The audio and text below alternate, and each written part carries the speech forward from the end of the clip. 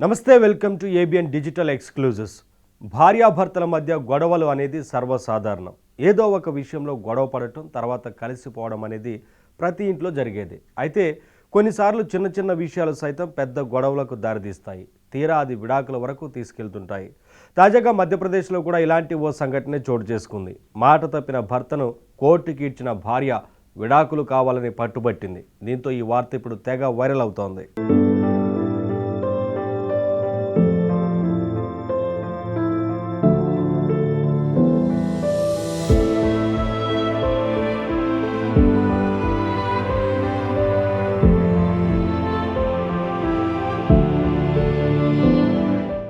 మధ్యప్రదేశ్ రాజధాని భోపాల్లో నివసిస్తున్న భార్యాభర్తలు ఇద్దరు ఉద్యోగస్తులే. దంపతులిద్దరూ ఐటీ ఉద్యోగం చేస్తూ బాగా సంపాదిస్తున్నారు. ఇదిలా ఉంటే వారిద్దరూ సరదాగా ఓ హనీమూన్ ప్లాన్ చేశారు. గోవాకైతే బాగుంటుందని ఫిక్స్ అయ్యారు. ఆఫీస్ సెలవులు అన్నీ చూసుకొని ప్రయాణానికి బయలుదేరారు. అయితే మాట తప్పిన భర్త గోవాకి బదులు హిందూ పవిత్ర పుణ్యక్షేత్రాలైన అయోధ్య, వారణాసి సందర్శనకు తీసుకెళ్లాడు. అయితే దీన్ని తనేం వ్యతిరేకించలేదు.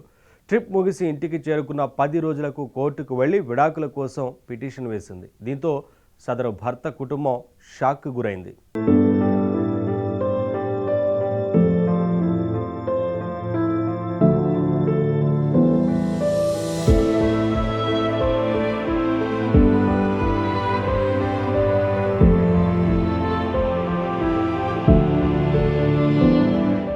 ఇద్దరం సంపాదిస్తున్న తమకు హనీమూన్ కోసం విదేశాలకు వెళ్లడం పెద్ద విషయం కాదని, కానీ తన భర్త మాత్రం హనీమూన్కి విదేశాలకు తీసుకెళ్లేందుకు నిరాకరించారని భార్య వాపోయింది.